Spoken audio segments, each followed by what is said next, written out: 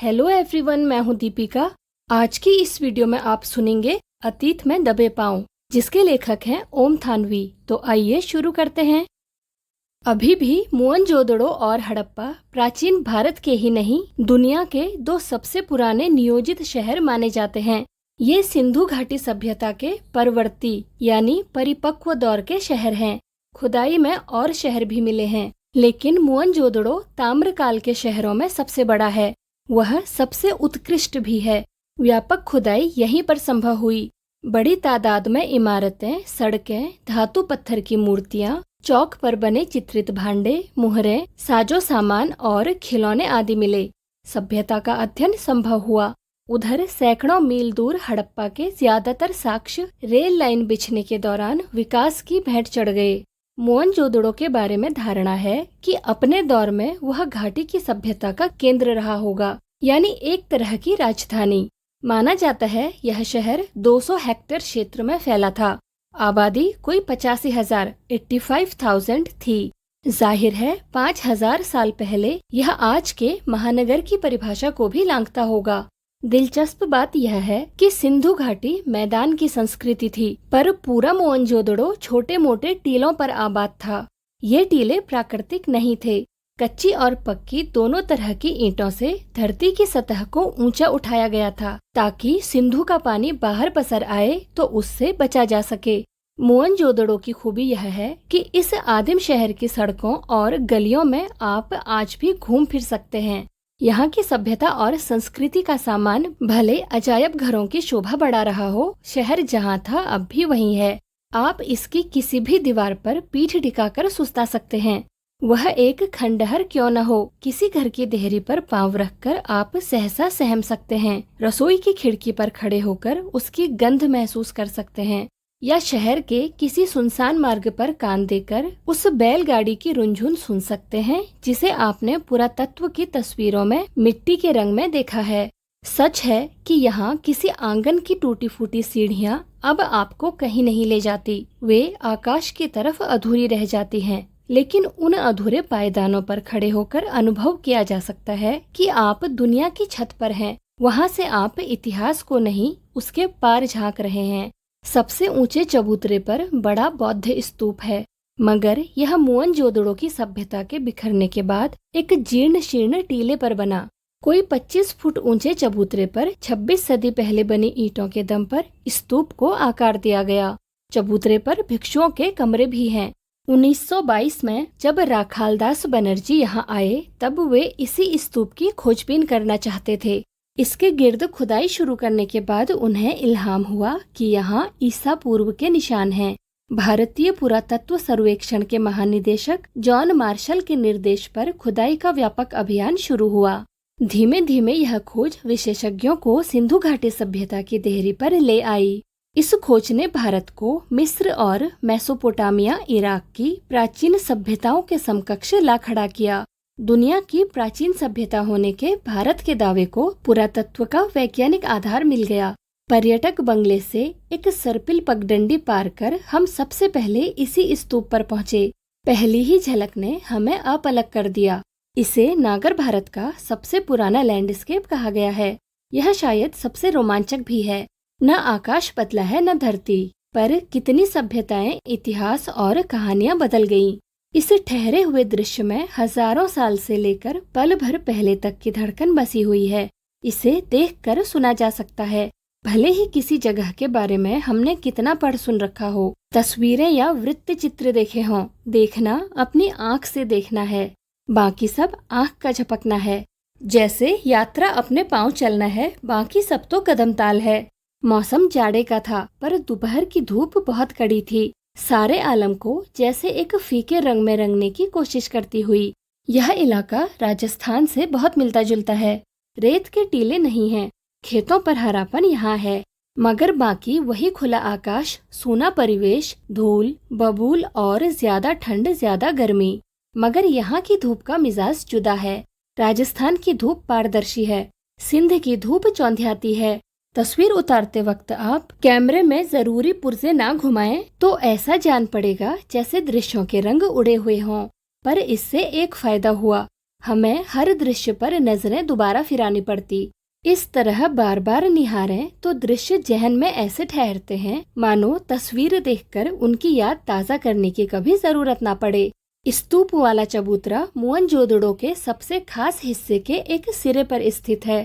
इस हिस्से को पुरातत्व के विद्वान गढ़ कहते हैं।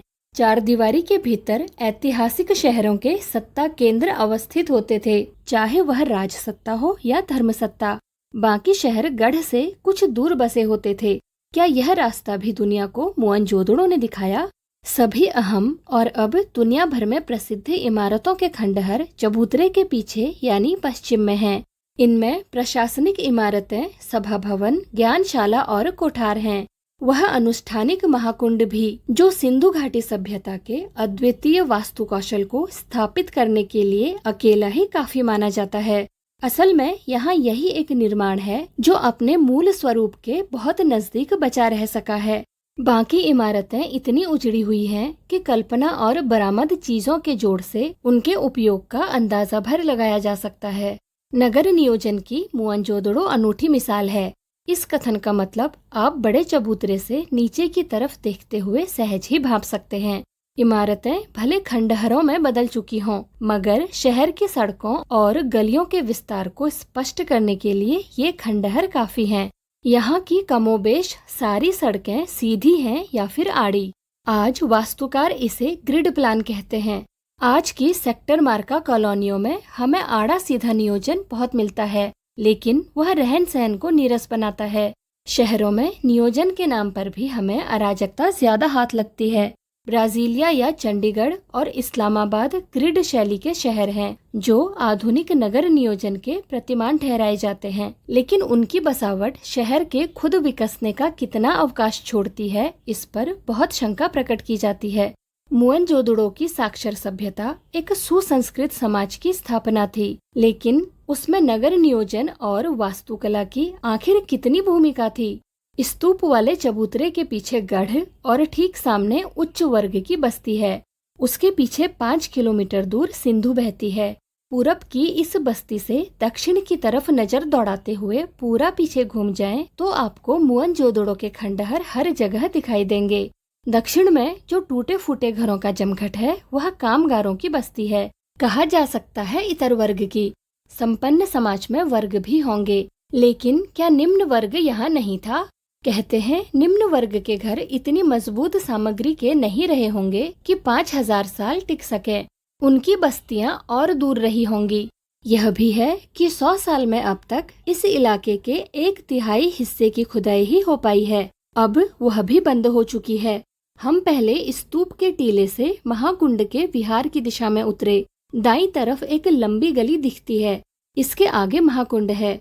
पता नहीं सायास है या संयोग कि धरोहर के प्रबंधकों ने उस गली का नाम देव मार्ग डिविनिटी स्ट्रीट रखा है।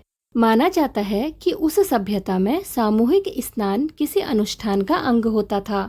कुंड करीब 40 फुट लंबा और 25 फुट चौड़ा है, गहराई 7 फुट। कुंड में उत्तर और दक्षिण से सीढ़ियां उतरती हैं। इसके 3 तरफ साधुओं के कक्ष बने हुए हैं। उत्तर में 2 पात में 8 स्नान घर हैं। इनमें किसी का द्वार दूसरे के सामने नहीं खुलता। सिद्ध वास्तुकला का यह भी एक नमूना है। इस कुंड में खास बात पक्की ईंटों का जमाव है। कुंड का पानी रिस न सके और बाहर का अशुद्ध पानी कुंड में न आए, इसके लिए कुंड के तल में और दीवारों पर ईंटों के बीच चूने और चिरोड़ी के गारे का इस्तेमाल हुआ है। पार्श्व की दीवारों के साथ दूसरी दीवार खड़ी की गई है, जिसमें सफेद डामर का प्रयोग है। कुंड के पानी के बंदोबस्त के लिए एक तरफ कुआं है। दोहरे घेरे वाला यह अकेला कुआं है। इसे भी कुंड के पवित्र या अनुष्ठानिक होने का प्रमाण माना गया है। कुंड से पानी को बाहर बहाने के लिए नालियां हैं। इनकी खासियत यह है कि ये भी पक्की ईंटों से बनी हैं और ईंटों से ढकी भी हैं।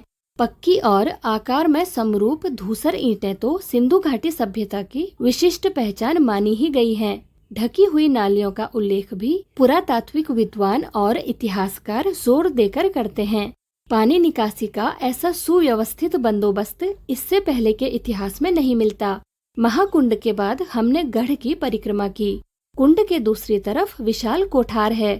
कर के रूप में हासिल अनाज शायद यहाँ जमा किया जाता था। इसके निर्माण रूप खासकर चौकियों और हवादारी को देखकर ऐसा कयास लगाया गया है। यहाँ 9 चौकियों की 3 कतारें हैं। उत्तर में एक गली है जहाँ बैलगाड़ियों का जिनके प्रयोग के साक्ष्य मिले हैं ढुलाई के लिए आवागमन होता होगा। ठीक इसी तरह का कोठार हड़प्पा में भी पाया गया है। अब यह जग जाहिर है कि सिंधु घाटी के दौर में व्यापार ही नहीं उन्नत खेती भी होती थी। बरसों यह माना जाता रहा कि सिंधु घाटी के लोग अन्न उपजाते नहीं थे, उसका आयात करते थे। नई खोज ने इस ख्याल को निर्मूल साबित किया है, बल्कि अब कुछ विद्वान मानते हैं कि वह मूलतः खेतिहर और पशुपालक सभ्यता ही थी। लोहा शुरू में नहीं था, पर पत्थर और तांबे की बहुतायत थी। पत्थर सिंध में ही था, तांबे की खानें राजस्थान में थी। इनके उपकरण खेती बाड़ी में प्रयोग किए जाते थे, जबकि मिस्र और सुमेर में चकमक और लकड़ी के उपकरण इस्तेमाल होते थे। इतिहासकार इरफान हबीब के मुताबिक यहाँ के लोग रबी की फसल लेते थे। कपास, गेहूं, जौ, सरसों और चने की उपज के पुख्ता सबूत खुदाई में मिले हैं। वह सभ्यता का तरयुग था जो धीमे धीमे सूखे में ढल गया। विद्वानों का मानना है कि यहाँ ज्वार, बाजरा और रागी की उपज भी होती थी। लोग खजूर, खरबूजे और अंगूर उगाते थे। झाड़ियों से बेर जमा करते थे। कपास की खेती भी होती थी। कपास को छोड़कर बाकी सबके बीज मिले हैं और उन्हें परखा गया है। कपास के बीज तो नहीं, पर सूती कपड़ा मिला है। ये दुनिया में सूत के 2 सबसे पुराने नमूनों में एक है। दूसरा सूती कपड़ा 3000 ईसा पूर्व का है जो जॉर्डन में मिला। मोहनजोदड़ो में सूत की कताई बुनाई के साथ रंगाई भी होती थी। रंगाई का एक छोटा कारखाना खुदाई में माधो स्वरूप वत्स को मिला था। छालटी यानी लिनन और ऊन कहते हैं यहाँ सुमेर से आयात होते थे। शायद सूत उनको निर्यात होता हो, जैसा कि बाद में सिंध से मध्य एशिया और यूरोप को सदियों हुआ। प्रसंगवश मेसोपोटामिया के शिलालेखों में मोहनजोदड़ो के लिए मेलुहा शब्द का संभावित प्रयोग मिलता है। महाकुंड के उत्तर पूर्व में एक बहुत लंबी सी इमारत के अवशेष हैं। इसके बीचों बीच खुला बड़ा दालान है। 3 तरफ बरामदे हैं। इनके साथ कभी छोटे छोटे कमरे रहे होंगे। पुरातत्व के जानकार कहते हैं कि धार्मिक अनुष्ठानों में ज्ञानशालाएं सटी हुई होती थी। उस नजरिए से इसे कॉलेज ऑफ प्रीस्ट्स माना जा सकता है। दक्षिण में एक और भग्न इमारत है। इसमें 20 खम्भों वाला एक बड़ा हॉल है। अनुमान है कि यह राज्य सचिवालय, सभा भवन या कोई सामुदायिक केंद्र रहा होगा। गढ़ की 4 दीवारी लांघकर हम बस्तियों की तरफ बढ़े। ये गढ़ के मुकाबले छोटे टीलों पर बनी हैं, इसलिए इन्हें नीचा नगर कहकर भी पुकारा जाता है। खुदाई की प्रक्रिया में टीलों का आकार घट गया है। कहीं कहीं वे फिर जमीन से जा मिले हैं और बस्ती के कुएं लगता है जैसे मीनारों की शक्ल में धरती छोड़कर बाहर निकल आए हैं।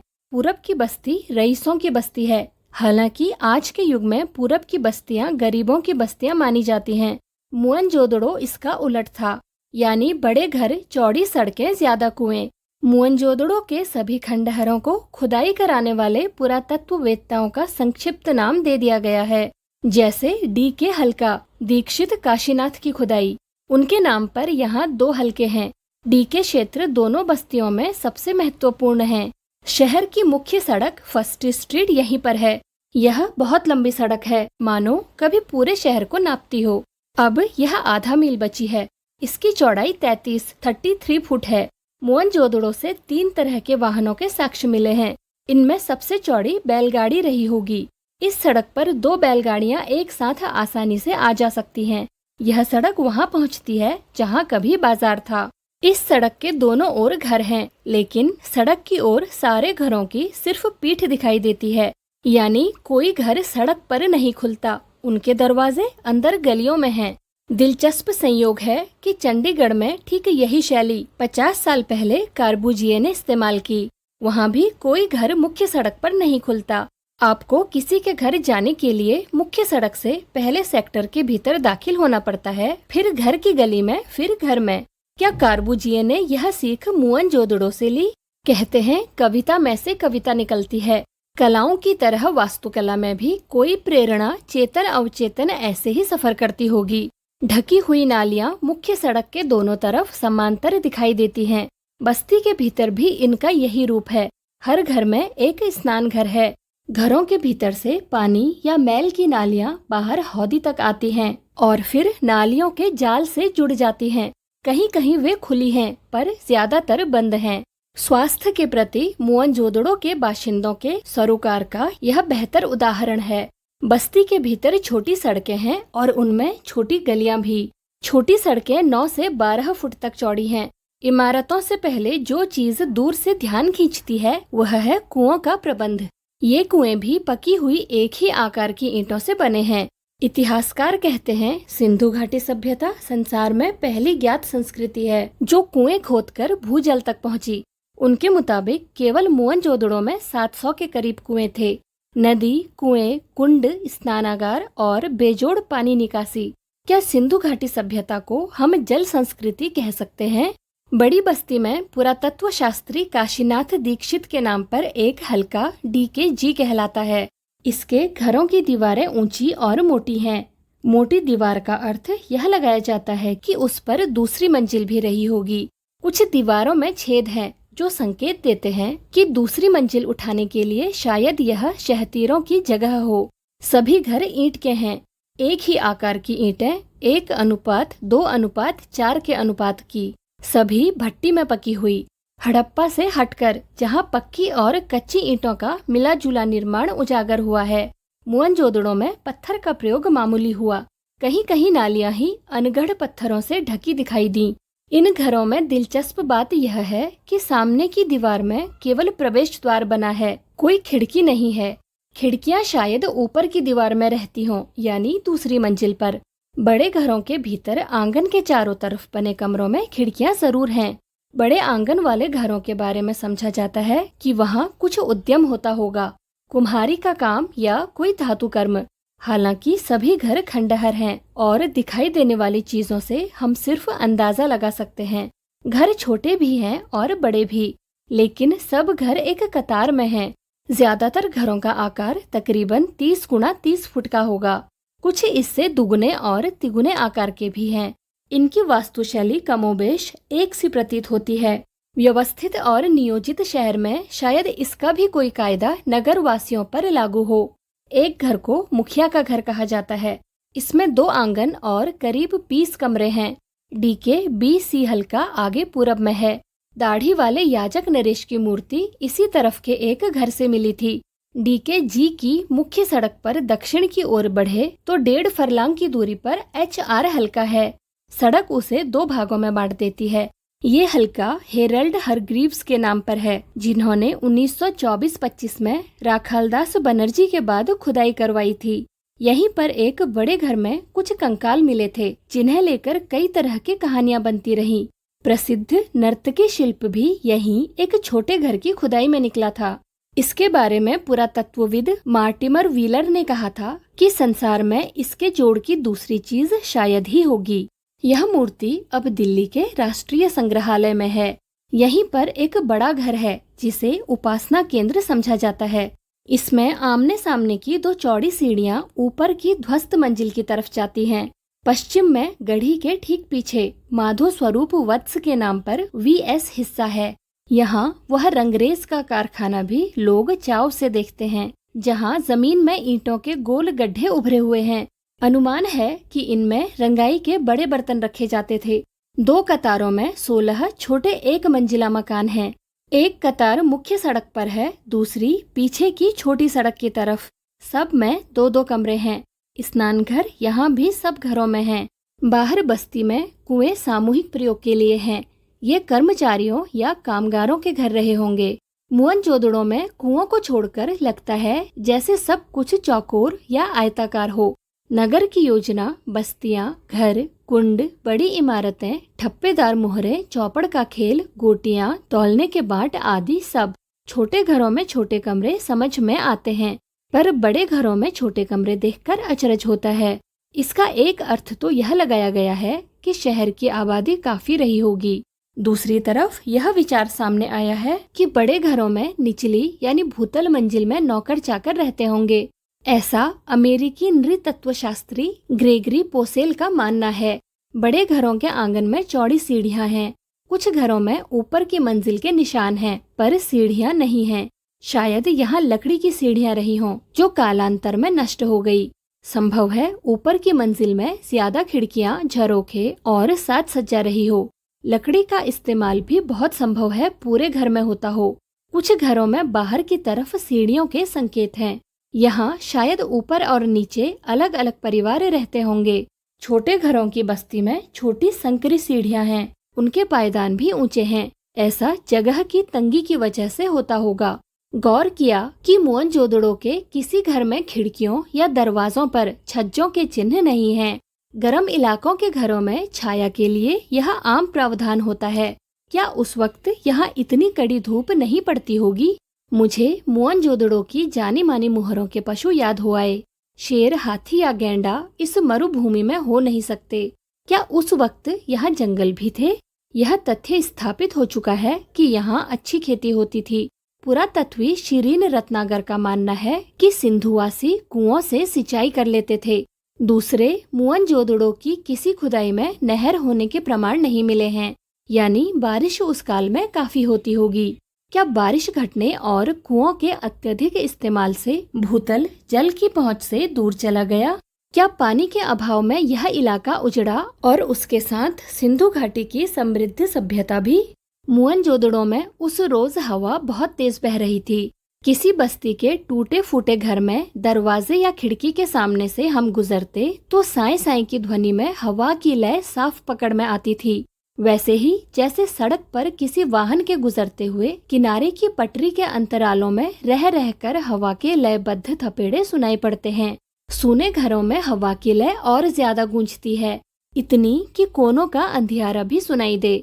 यहाँ एक घर से दूसरे घर में जाने के लिए आपको किसी घर से वापस बाहर नहीं आना पड़ता।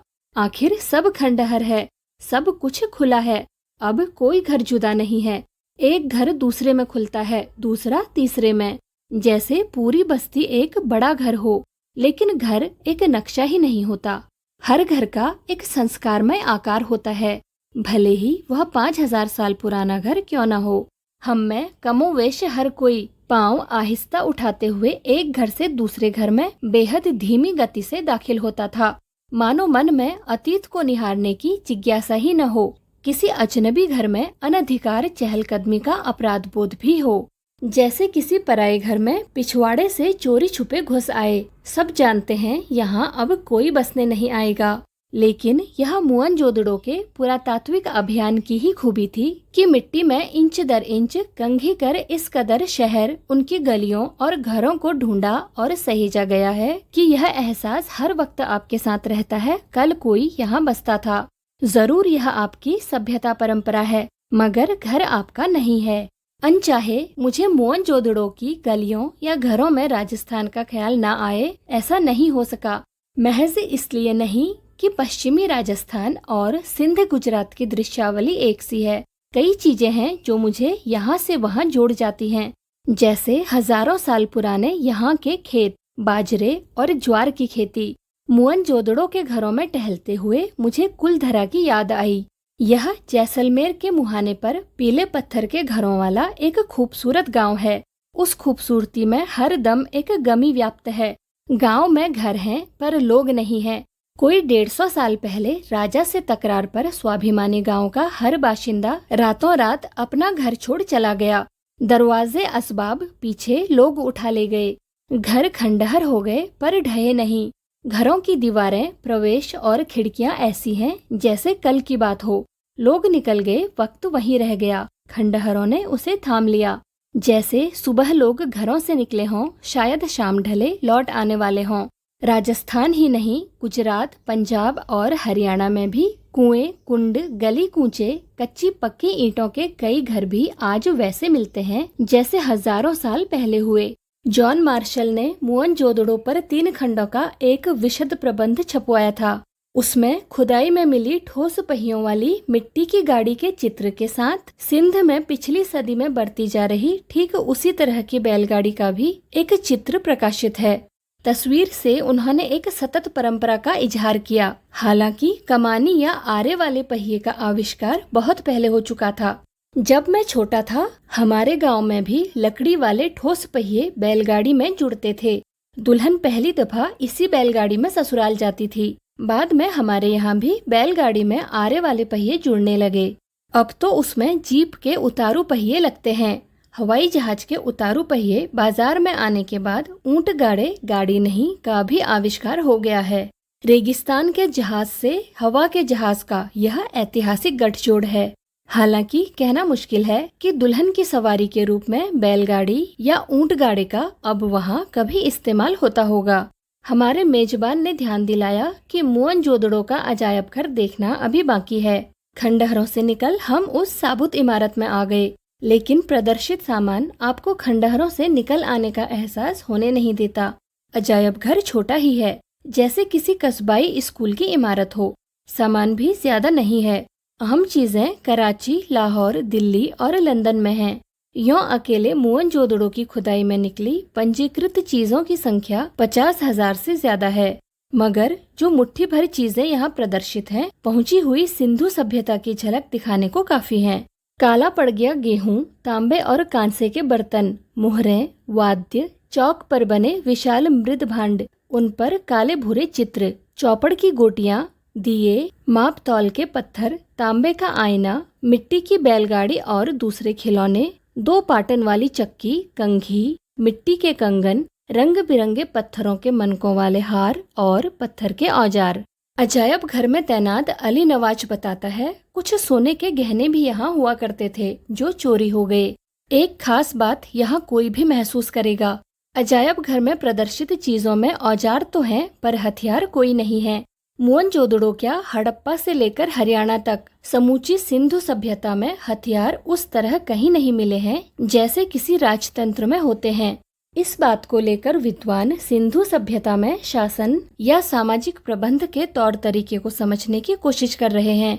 वहाँ अनुशासन जरूर था पर ताकत के बल पर नहीं। वे मानते हैं कोई सैन्य सत्ता शायद यहाँ ना रही हो, मगर कोई अनुशासन जरूर था जो नगर योजना, वास्तुशिल्प, मुहर ठप्पों, पानी या साफ सफाई जैसी सामाजिक व्यवस्थाओं आदि में एक रूपता तक को कायम रखे हुए था। दूसरी बात जो सांस्कृतिक धरातल पर सिंधु घाटी सभ्यता को दूसरी सभ्यताओं से अलग ला खड़ा करती है, वह है प्रभुत्व या दिखावे के तेवर का नदारद होना। दूसरी जगहों पर राजतंत्र या धर्मतंत्र की ताकत का प्रदर्शन करने वाले महल, उपासना स्थल, मूर्तियां और पिरामिड आदि मिलते हैं।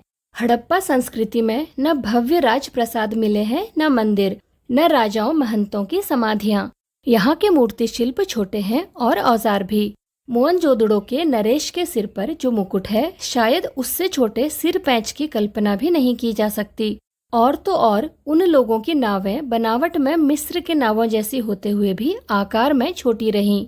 आज के मुहावरे में कह सकते हैं वह लो प्रोफाइल सभ्यता थी, लघुता में भी महत्ता अनुभव करने वाली संस्कृति।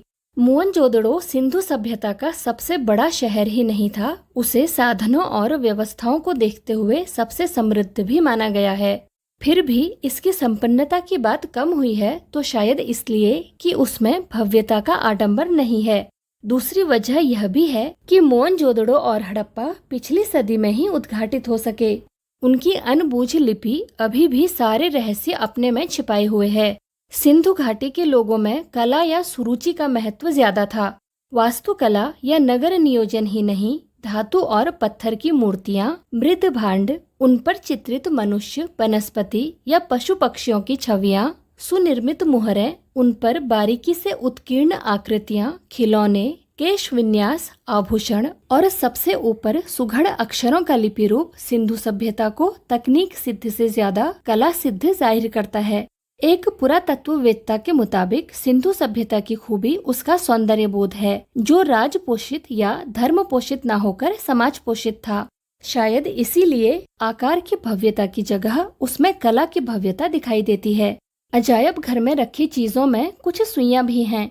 खुदाई में तांबे और कांसे की तो बहुत सारी सुइयां मिली थी। काशीनाथ दीक्षित को सोने की 3 सुइयां मिली, जिनमें एक 2 इंच लंबी थी। समझा गया है कि यह बारीक काशीदेकारी के काम आती होगी। याद करें, नर्तकी के अलावा मोहनजोदड़ो के नाम से प्रसिद्ध जो दाढ़ी वाले नरेश की मूर्ति है, उसके बदन पर आकर्षक गुलकारी वाला दुशाला भी है।